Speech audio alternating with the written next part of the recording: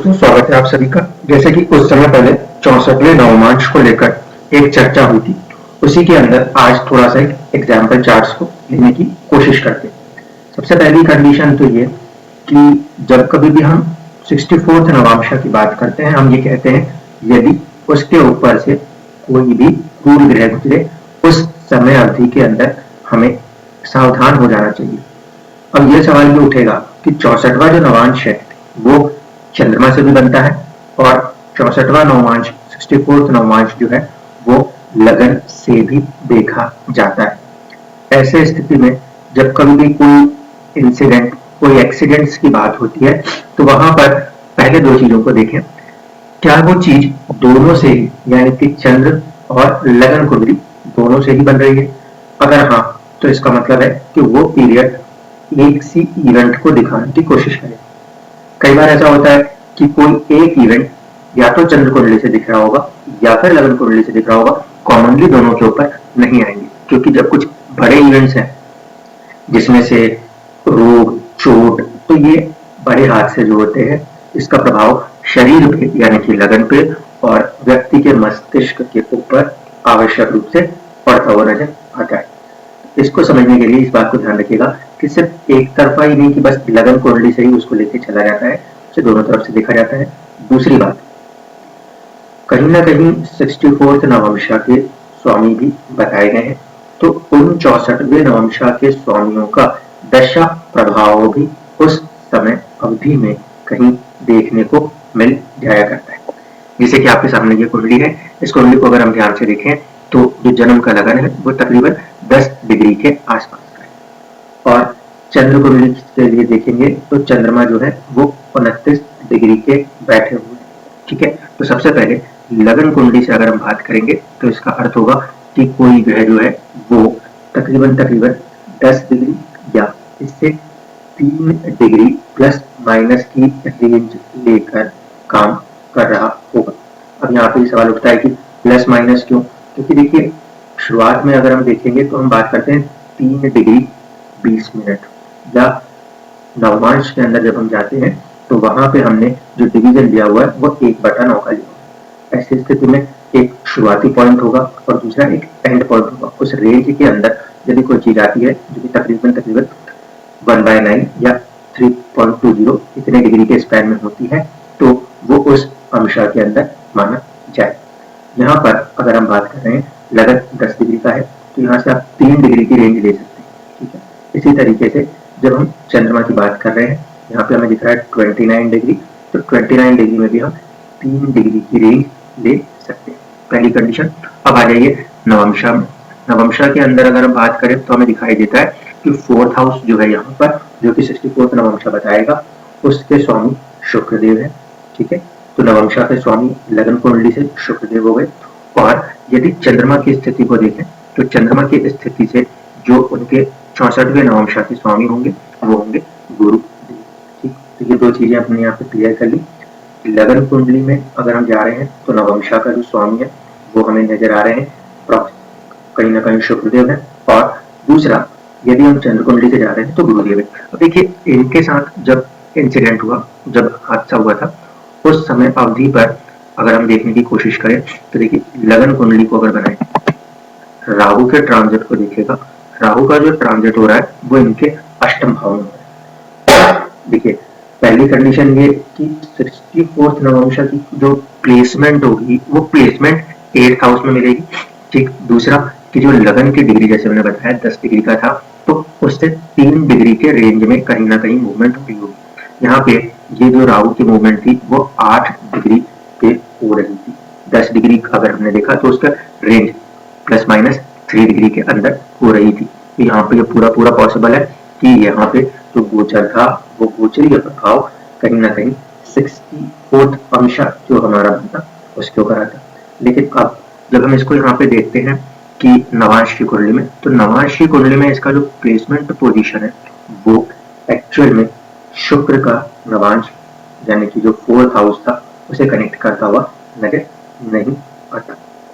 दूसरी चीज को आप देखिए, चंद्र कुंडली जो थी उससे अगर हम कंडीशन बनाने की कोशिश करें तो तकरीबन ये परिस्थिति उस चंद्र कुंडली से, चंद्र कुंडली से इसके अष्टम में कोई भी गोचरीय प्रभाव कार्य करता हुआ ऊपर से नजर नहीं आता। लेकिन एक बार ध्यान से समझिएगा, यहाँ पे जो नवांश है, नवांश के अंदर चंद्र कुंडली से जो नवांश था उसमें देखिए 12 नंबर राशि है, उसके ऊपर केतु का प्रभाव आवश्यक रूप से नजर आता है। दूसरी चीज, इस सेम ड्यूरेशन के अंदर जो नवांश हमारा बन रहा था, उस नवांश में शनि का प्रभाव जो है वो हमारे जो जन्म लगन से 64 नवांशा वाली राशि है उसके ऊपर चल रहा था। तो पहली कंडीशन जो हमें समझ में आई वो ये कि लगन कुंडली, हेल्थ के एस्पेक्ट में जब हम बात कर रहे हैं तो लगन कुंडली से पहला जो केस है वो अष्टम भाव में ग्रह का जाना, ठीक है। फिर उसमें भी पूर्व ग्रहों के द्वारा हमारे 64 अंशा के ऊपर प्रभाव हुआ। तो पहला प्रभाव तो यहाँ पे राहु का हुआ। दूसरा प्रभाव जो हुआ वो चंद्र कुंडली से कहीं ना कहीं जो 64 अंशा था, नवंशा था, उसके अंदर केतु की मौजूदगी और उसके ऊपर राहु की दृष्टि कार्य कर रही। साथ ही साथ शनि की जो प्लेसमेंट है, जो कि आयु के कारक ग्रह हैं, वो भी कहीं ना कहीं उस 64 अंशा का जो एड्रेस है उसके ऊपर बैठे हुए थे, इवन दो कि वो खुद में उस समय उस अवधि के अंदर कहीं पर भी उस 8th हाउस के अंदर इन्वॉल्व नहीं थे। तो यहाँ से हम इस बात को पहले समझते हैं कि जब कभी भी हम ट्रांजिट्स को यूज कर रहे होंगे, जब कभी भी हम 64 अंशा जैसी चीजों को यूज कर रहे होंगे, तो पहली कंडीशन ग्रह का 8वें भाव से गोचर होता है। दूसरा, उसी समय अवधि के अंदर चंद्रमा से या फिर लगन से बनने वाले जो 64वें नवांशा होंगे उनके ऊपर भी कोई पाप ग्रहों का प्रभाव होगा। ये दूसरी कंडीशन है। तीसरी कंडीशन जब हम देखते हैं तो वहां पर हमें दिखाई देता है कि दशा भी वैसे ही कार्य करेगी, क्योंकि दशा के बिना तो कोई इवेंट फाइनली अपने आप को मटेरियलाइज नहीं कर पाती।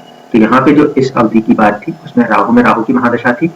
राहु में राहु की महादशा के अंदर अगर हम जाते हैं तो हमें दिखाई देता है कि शुक्र ये जो है इनकी दशा अवधि चल रही थी, और फिर जब ये इवेंट या ये इंसिडेंट होता है उस दिन गुरु और लास्ट में उस इंसिडेंट में राहु की मौजूदगी थी।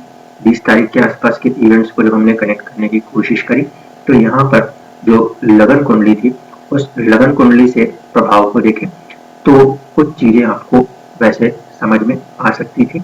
लगन कुंडली जो इनकी बनती है अगर उससे देखेंगे तो देखिए क्या स्थिति थी। राहु की प्लेसमेंट यानी कि देखिए दशा के अंदर 3 बार रिपीट होने वाला जो है राहु, वो यहाँ पे अष्टम भाव में आके बैठा हुआ है। इसके साथ साथ जो 2 दशाएं चल रही थी बीच में शुक्र और गुरु की, उसमें से शुक्र जो है वो 64 अंशा के स्वामी है और जो गुरुदेव है वो चंद्रमा से 64वें अंशा के स्वामी हैं। इस स्थिति में जब एक्सीडेंट हुआ तो काफी भीषण हादसे वाली परिस्थिति ये उत्पन्न होकर आई। अब यहाँ से हमें बात समझ में आती है कि जिस समय पर हम बात करते हैं कि 64वां नवांश एक्टिव होगा, उस समय उस 64वें नवांश के स्वामियों की भी दशा के अंदर कोई ना कोई मौजूदगी आवश्यक रूप से होगी। प्लस लगन कुंडली में उस समय कोई ग्रह गोचर अष्टम से, क्योंकि मटेरियलिस्टिक चीज आयु के ऊपर उसका प्रभाव होना आवश्यक होगा। राहु कारक है एक्सीडेंट्स का, तो कहीं ना कहीं यहाँ पे एक्सीडेंट्स नजर आते हैं। चंद्र कुंडली अगर हम उस टाइम की बना के देखते तो भी हमें समझ में आता।